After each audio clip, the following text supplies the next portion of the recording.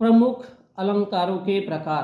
प्रमुख अलंकार कौन से होते हैं? अनुपास, अनुप्रास अलंकार, एक ही वर्ण का बार बार आना। इस देश में जैसा वर्ण होता है ना, ऊंचे लोगों का वर्ण होता है, ऊंचे गोत्र के लोगों का होता है, वो बार बार हर जगह दिखना चाहिए, अनुप्रास अलंकार कहते हैं। यमक अलंकार, एक ही शब्द बार बार आना, जैसे रामू, राम, श्याम, इन्हीं शब्दों का बार बार उच्चारण होना चाहिए। श्लेष अलंकार, एक शब्द के विभिन्न अर्थ होते हैं। उपमा अलंकार, सा, सी, से, जैसे सा से वर्कर, सावरकर,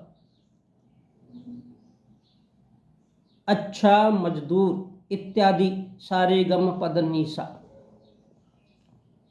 उपमा अलंकार की, उसको उपमा दी जाती है। रूपक अलंकार, बनावटी समता, उसका योजक चिन्ह होता है। बनावटी बराबरी कैसे दिखाई जाए, अनेकता में एकता है, वो बनावटी समता। उत्प्रेक्षा अलंकार, जनु मनु मानो, अर्थात मन की बात करना।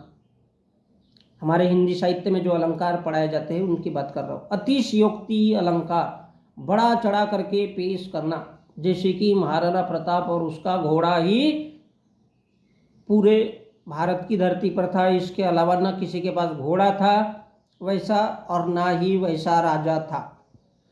भ्रांतिमान, भाव भावना से भ्रम फैलाना, भावना दिखा करके, भाव से, विचारों से भेद और भ्रम फैलाना।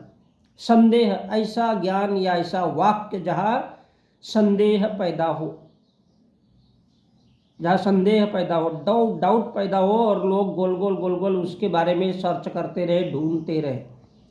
असंगति, दिखे कुछ और ही होना चाहिए, ऐसा आभास कराना। जैसा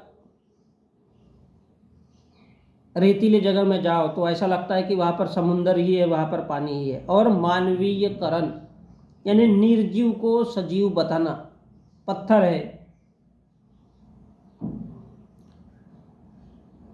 जो पत्थर है इनमें भी ईश्वर को दिखाना, यानी मानवीकरण, निर्जीव को सजीव बताना, जैसे पत्थर को भगवान बताया जाता है। तो ये है भारत के हमारे व्याकरण के प्रमुख अलंकारों के प्रकार।